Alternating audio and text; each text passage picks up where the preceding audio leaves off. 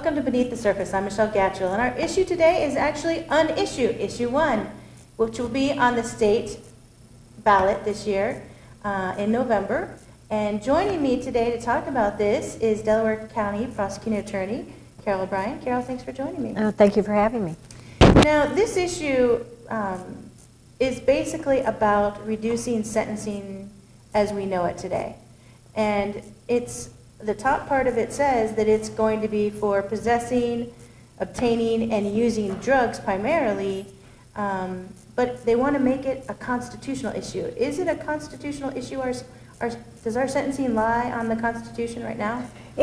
No, it does not. It's generally statutory, and the state legislature is responsible for coming up with the sentencing schemes, and on a regular basis, they go back and review that scheme to determine what they believe is best. So it would literally change where it lies even in our system. Well, not only does it change where it lies, but it makes it impossible, not impossible, but very, very difficult to change, because once you have something like this in the Constitution, to change it, you need to have another constitutional issue on the ballot, on a statewide ballot. So if you have drafting issues in here, if you have unintended consequences that the people who are supporting it don't realize and it passes, the only way to address that is with another constitutional amendment. So let's kind of talk about, because some people may not have heard what the different parts of the issue are. And I kind of wanted to just read off what some of these things are so we can talk about them a little more in depth. One of the first bullet points says, requires sentence reductions of incarcerated individuals, except individuals incarcerated for murder, rape, or child molestation, by up to 25% if the individual participates in rehabilitative work or educational programming. So we're not, it says except for murder, rape, or child molestation, but there's a lot of violent crimes out there that aggravated assault, aggravated Yes. vehicular assault, all of those would, if I'm in jail right now for aggravated assault, does my sentence automatically drop 25%? Yes, yes. And one of the issues that at least the prosecutors and I think the judges associations are having with that is that it is across the board. While this issue is supposedly dealing only with drugs, it has made it a free-for-all for anyone who is convicted of any crime. And I will tell you, there is no crime known as child molestation in Ohio law. We have various crimes, sexual assault of a child, but it's not child molestation. And a number of the cases involving crimes against children of a sexual nature would not be included in even the broadest definition of child molestation. So there's a lot of issues with the way this is written and who can benefit from it. If you have someone who's charged with aggravated vehicular assault, and they've killed someone, or aggravated vehicular homicide, that's not technically murder, and Right. therefore they could get out. And what I would also like to point out is that we just enacted another constitutional amendment. The voters just voted to approve Marcy's law, and a lot of the provisions in this law conflict with the provisions in Marcy's law, really? which is for victims, yes. So I think one of the things too is for victims of all these people that are currently in jail, do they have any say in the fact that your perpetrator is now maybe even going to get out because the sentence has been reduced? That's a really good question, and it appears no. It appears it's an automatic 25% reduction. Wow. So the person who has lost a child in an automobile accident, or the person who was drunk driving, who thought that the defendant was going away for quite some time, now finds out that there's a 25% reduction. Wow. So they do narrow it down when they talk about the next bullet point, and they talk about mandating criminal offenses of obtaining, possessing, and using any drug such as fentanyl, heroin, methamphetamine, cocaine, LSD, and other controlled substances cannot be classified as a felony, but only a misdemeanor. So automatically, all the felons become just misdemeanors. Right, all the felons who have carried significant amounts, minor amounts to significant amounts, because it doesn't address misdemeanor. So 19 grams of fentanyl killed 10,000 people in the state of Ohio, and it's a misdemeanor. Wow. And are there different laws if I'm trafficking drugs? Yes, and actually that's one provision they've made in here, that it does not apply to trafficking. But what we have currently in the law is if you are carrying certain amounts of any of those drugs, LSD, fentanyl, cocaine, heroin, pills, that it is presumed you are trafficking, and therefore you can be charged with trafficking. This constitutional amendment appears to do away with that distinction, and it says any possession is a misdemeanor. And I think you're looking at making Ohio a dumping ground for traffickers, because come to Ohio, it's only a misdemeanor. Wow. And on top of just bringing it down from a misdemeanor, one of the things that they included was prohibiting any jail time as a sentence for obtaining, possessing, or using drugs until an individual's third offense within 24 months. Yes. So I was doing some math in my head. Once I hit the 25th month, I could get another offense. So in 10 years, you could get 10 misdemeanors, in theory. At least, Yeah. at least. Without the ever having jail time. Without ever having jail time, and if you can't get jail time, why bother to comply with the probation requirements you've been given, which usually now require some sort of treatment. So now what happens is someone gets picked up for possession, they go to Muni court, they get their sentence, which has to be probation. They have certain requirements. It's usually treatment, it's going to classes, it's reporting, it's being drug tested, and that under this issue 1, if they decided not to comply with any of those conditions, nothing can happen to them. So for you, how often do you see these kind of cases? Every day. Every day. Every day we see these cases. And you wouldn't see them anymore if this happened, pretty much. It would lighten our caseload in felony court, in common pleas court. It would increase significantly the caseload in the municipal courts. Because then all the drug cases for misdemeanors would go down there. Correct. Okay. Boy, they'd probably have to hire some more people, huh? They have to hire a whole lot more people. We have a dedicated drug prosecutor right now. They would probably have to hire at least 1, if not 2 more, in Delaware County. In other counties, it would be a lot more hiring that needed to be done. I saw a story this week out of the Ohio State Highway Patrol. It said so far this year, 218 drug arrests have happened in Delaware. Yes. So all those have come through your court, pretty much. It would depend Okay. on. It still depends on amounts. Well, most of the if it's marijuana, those generally less than 109 or less than 200 grams go to municipal court, but anything over 200 it becomes a felony. Okay. But the other drugs, the possession of them is a felony, and we would see those in our court.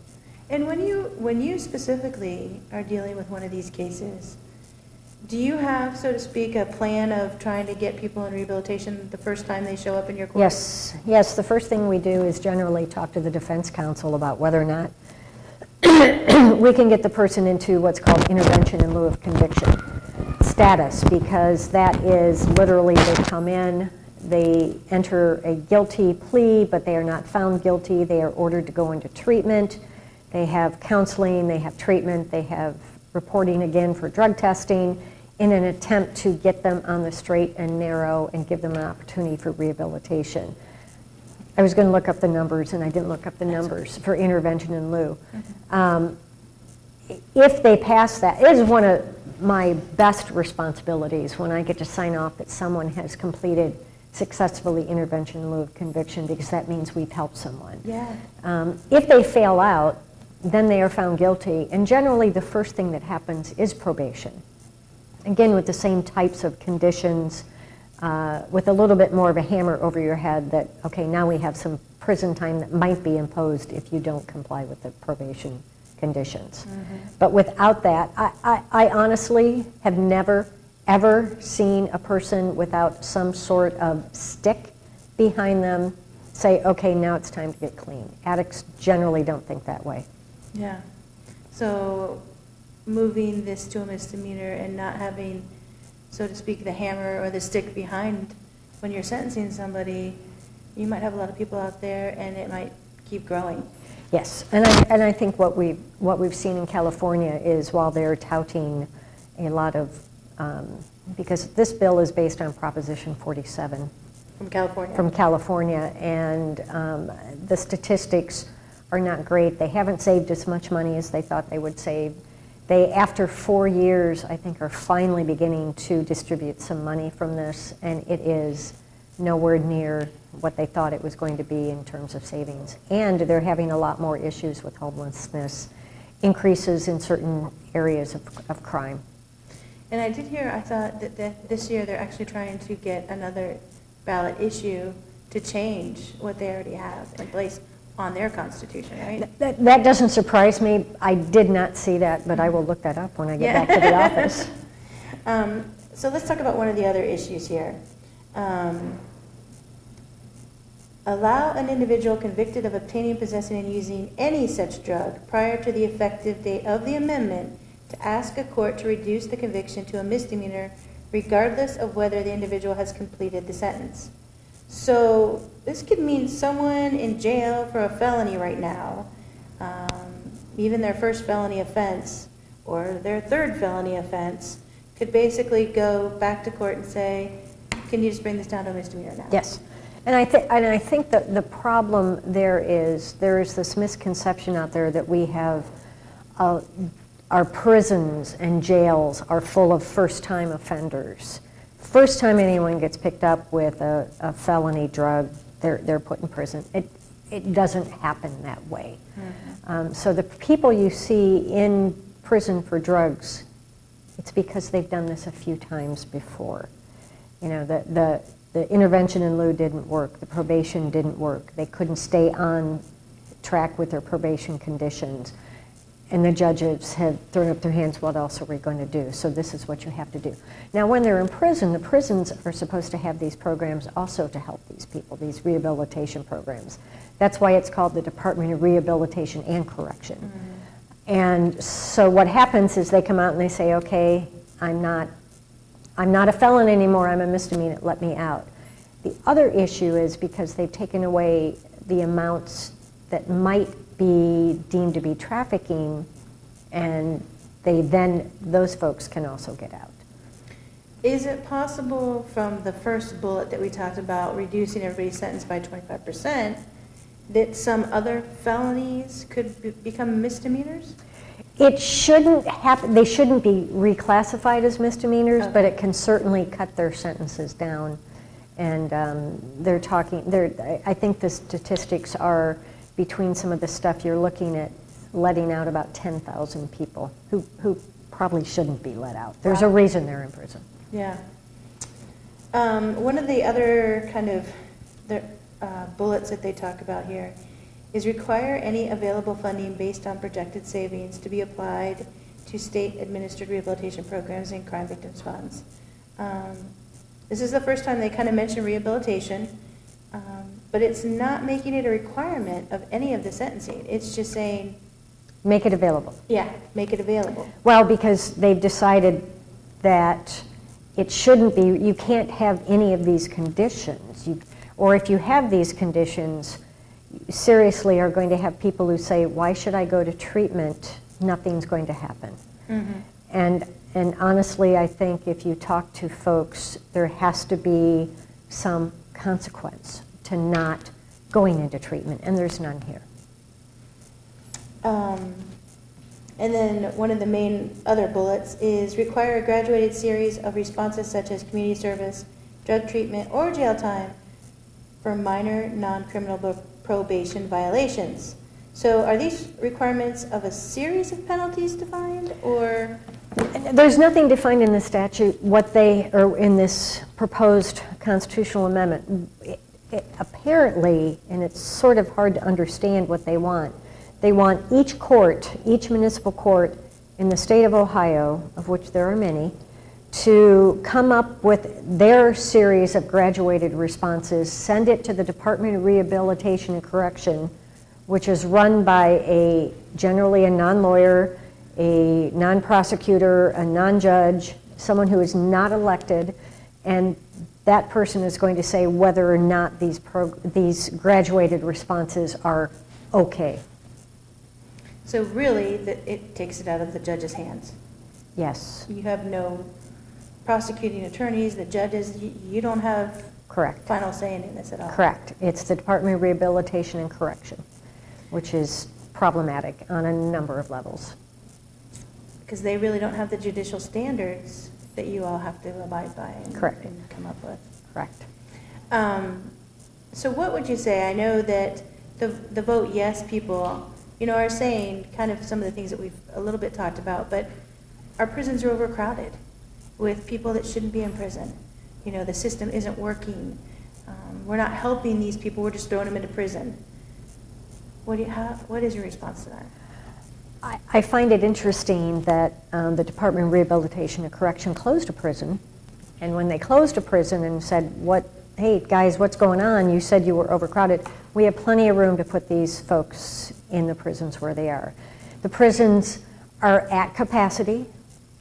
There are programs, the Intervention in Lieu program is helping some people stay out of prison. I have seen in Delaware County, and I can't speak for the rest of the state, but I know in speaking with a lot of prosecutors, our first response is not prison. It's never prison. Our first response is always, let's try this intervention in lieu, see if you can make it through. Then let's do probation. Let's work with you. Everyone in probation understands relapse. They work with folks who relapse. We don't throw people in prison because it's fun. Yeah. We throw people in prison because there are no other options. You've tried? Yes, we've tried. One of the other kind of arguments they say is it saves taxpayers dollars. Ohio spends more than $1.8 billion a year on a broken prison system. Too many people who pose little public safety risk are incarcerated while treatment and prevention programs suffer. Issue 1 will save tens of millions of dollars annually in prison spending and direct the savings to addiction treatment. Are you not, what you just said was you're already putting them in treatment. Yes. So why are they saying that?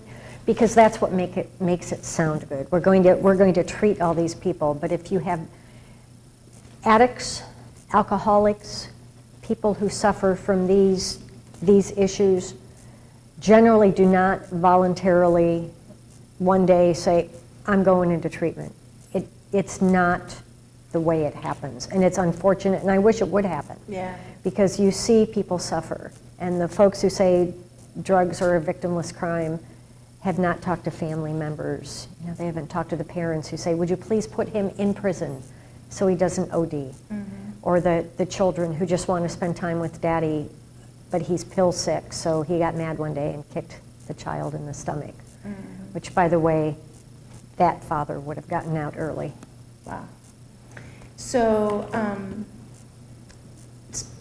in general, thinking about the entire system, is there things that do need to be changed? Are there things that could be changed, but maybe not as a constitutional level?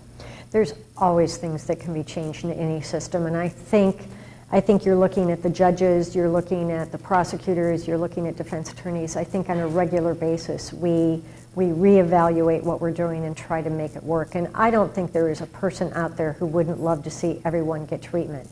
But you can't force someone to go into treatment without the legal system behind you. Mm-hmm. And addicts just don't wake up and say, I'm going to go get treatment today. It generally doesn't happen. One of the last kind of things that they touched on when they sent in issue 1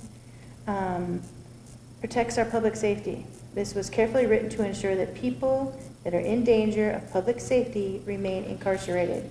No one convicted of murder, rape, or child molestation will benefit from any aspect of this measure. Issue 1 has bipartisan support from law enforcement, mental health, and addiction treatment providers, nurses, faith leaders, and victims of crime. So if, for instance, the person you just mentioned, the daddy that, kicked the little boy, him coming out, is that a safety risk? I think it is because, well, I don't know what kind of treatment he's receiving in prison. Right. But I have to go back to the bipartisan support. I know of no law enforcement agency that is in favor of issue 1. None of the judicial organizations are in favor of issue 1. In fact, Maureen O'Connor, our Chief Justice of the Ohio Supreme Court, came out very strongly against issue 1. The prosecutors are not in favor. I know of addiction treatment folks who say this isn't going to help us. And I think we are damaging public safety. And one of the questions I pose on a regular basis to the people at the Department of Rehabilitation and Correction is, how much does it cost when you let these addicts out of prison who haven't received the treatment in prison, or we have no way to get them treatment, when they're breaking into people's houses, when they're going to the stores and stealing, when they are hurting people in their family, when they are stealing from their family? How much does that cost? And the response, well, we can't quantify that. It's a huge safety issue. Mm-hmm. And it needs to be addressed, and this does not address it. Well, Carol, thank you very much for joining me. Thank you. And thank you for joining us on Beneath the Surface. We have talked about the no side of people that are against issue 1. We will be doing a show on people for issue 1. So join us for both shows, and then you make your own decision. Thank you.